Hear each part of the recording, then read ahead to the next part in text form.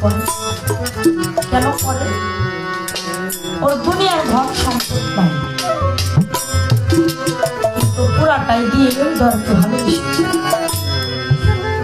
সর্বস্ব দিয়ে গুরুর চরণে ওই রকম ভক্ত কি সবাই হতে পারে? পারে না। নিজেকে গুরু দরবারে ভক্ত বলে দাবি করলাম, একটা দিন কি ভেবে দেখেছি আমার আব্বা চান, আমার দয়াল, আমার পিতা চান তার ওই চরণের গোলাম বলে, দাসী বলে ভক্তকে কবুল করলো কিনা? আর ওই চরণের গোলাম বলে, দাসী বলে ভক্তকে যদি কবুল না করে, এই ভক্ত বলে জনমটাই তো বৃথা পড়ে যাবে। এই ভক্ত বলে জনম আমার কি লাভ হবে?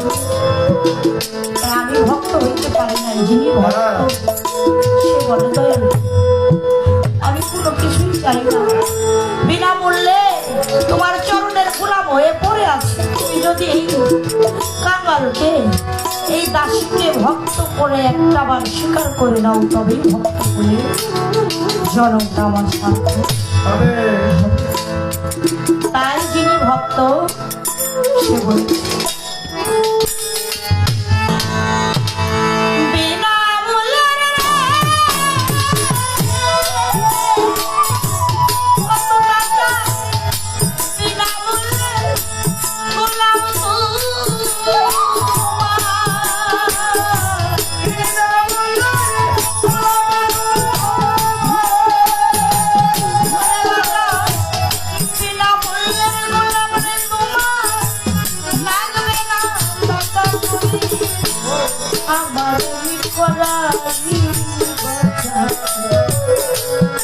সাইদা কোন মজুরি আমার করা